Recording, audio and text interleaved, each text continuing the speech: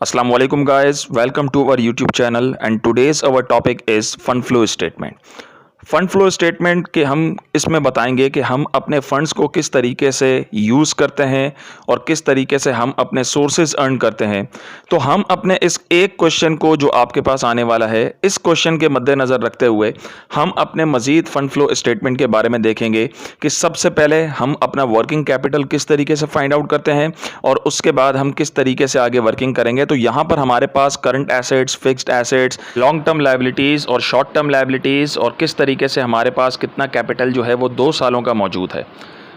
आते हैं हम अपने सवाल की तरफ। सबसे पहले हम चीज़ ये देखेंगे कि हम अपने करंट एसेट्स और करंट लायबिलिटीज़ की जो वर्किंग कैपिटल करते हैं वो किस तरीके से फाइंड आउट करेंगे। देखिए यहाँ पे हमारे पास 2 किस्म के साल मौजूद हैं, 2004 एंड 2005, यानी कि आप इसे ये भी कह सकते हैं कि करंट ईयर यानी कि इस साल के जो हमारे पास जो बैलेंस अकाउंट्स मौजूद हैं वो 2005 के हैं और जो प्रीवियस ईयर है हमारे पास वो 2004 का है। अब हमने अपने दोनों सालों को मद्देनज़र रखते हुए हमने यहाँ पर ये चीज़ देखनी है कि हमने अपने अकाउंट्स को यानी कि हमारे जो अकाउंट्स हैं वो पिछले साल की निस्बत जो हैं वो कितने इंक्रीज़ और डिक्रीज़ हुए हैं। देखिए, फंड फ्लो स्टेटमेंट करने से पहले हमें अपना वर्किंग कैपिटल अलग से फाइंड आउट करना होता है ताकि हमें पता लगे कि हमारा जो कैपिटल है यानी कि जो एक्टिविटीज़ हैं, हमारी जो ऑपरेटिंग एक्टिविटीज़ हैं वो किस तरीके से वर्क कर रही हैं। तो फंड फ्लो स्टेटमेंट में वो हमें वर्किंग कैपिटल अलग से शो करना पड़ता है।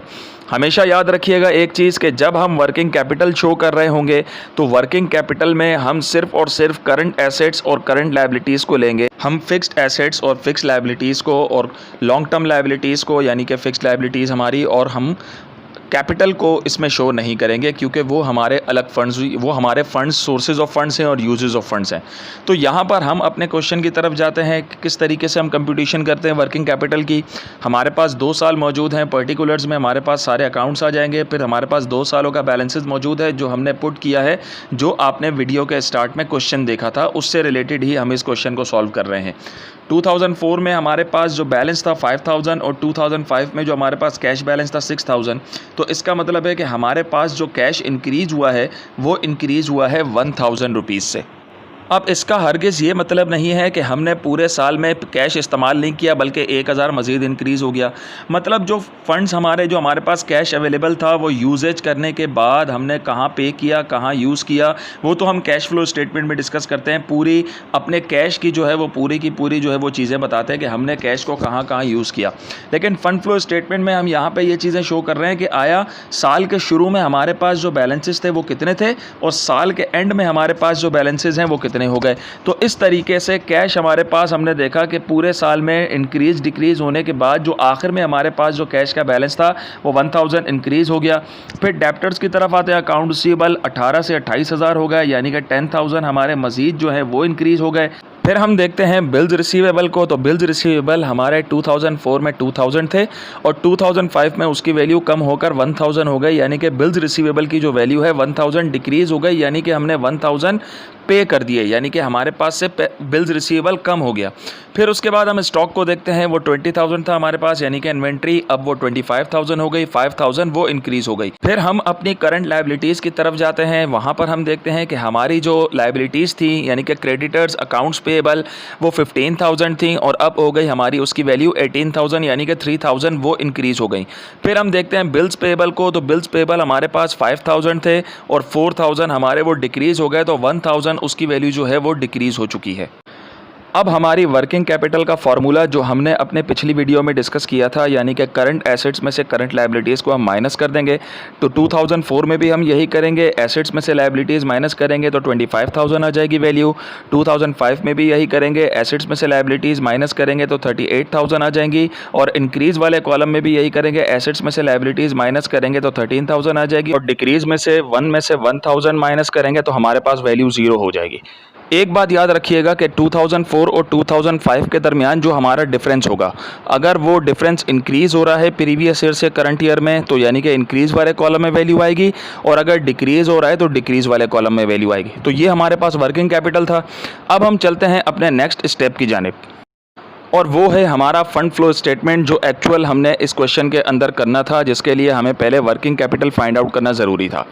अब फ़ंड फ्लो स्टेटमेंट जब हम बनाएंगे तो हमारे पास इसमें हमने कौन कौन सी चीज़ें पुट करनी है, हमने नेट प्रॉफिट पुट करना है, हमने फिक्स्ड एसेट्स को देखने हैं, फिक्स लायबिलिटीज़ को देखना है और शेयर कैपिटल को देखना है। सिर्फ इन 3 चीज़ों को देखेंगे, इन 3 किस्म के नेचर्स ऑफ अकाउंट्स को देखेंगे। तो यहाँ पर हमारे पास जो नेट प्रॉफिट है वो कितना 3000 इंक्रीज़ हुआ है।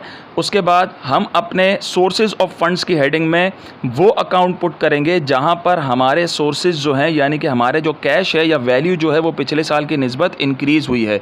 तो वो वैल्यू हमारे पास है इंक्रीज़ इन कैपिटल की, जो पिछले साल की निस्बत 1 लाख से 1,10,000 हो गई। क्वेश्चन में आप देख सकते हैं, तो वो वैल्यू 10,000 इंक्रीज़ हो गई। लोन्स भी हमारे 10,000 इंक्रीज़ हुए, तो ये हमारे सोर्सेज ऑफ फंड्स हैं।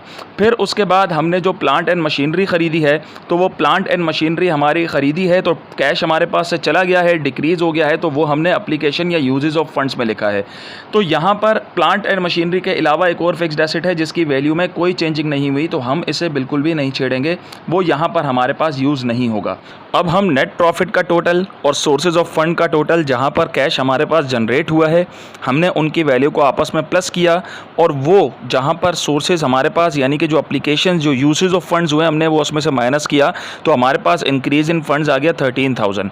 एक बात याद रखिएगा कि जो हमारे पास फंड फ्लो स्टेटमेंट का टोटल होगा वही हमारा वर्किंग कैपिटल का भी टोटल होगा, और वो आपस में हमेशा इक्वल होंगे।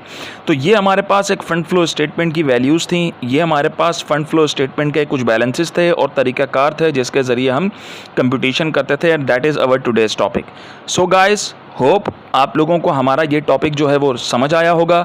इसके अलावा अगर आप लोगों को किसी भी किस्म की कोई क्वेरीज़ हैं, जो मैं हर लेक्चर में कहता हूं अपने, तो आप हमारे इस नंबर पर कॉल कर सकते हैं, व्हाट्सएप कर सकते हैं, मैसेज कर सकते हैं, और इसके अलावा फिर हमेशा की तरह आप हमारी इस वीडियो को लाइक और कमेंट ज़रूर कीजिएगा कि आपको हमारी वीडियोस वो कैसी नहीं जाएं। वी नीड योर फीडबैक, और हमारे चैनल को सब्सक्राइब करना मत भूलिएगा ताकि फ्यूचर में भी आपको इस किस्म की वीडियोस मिलती रहें। And thanks for watching. Allah हाफिज़।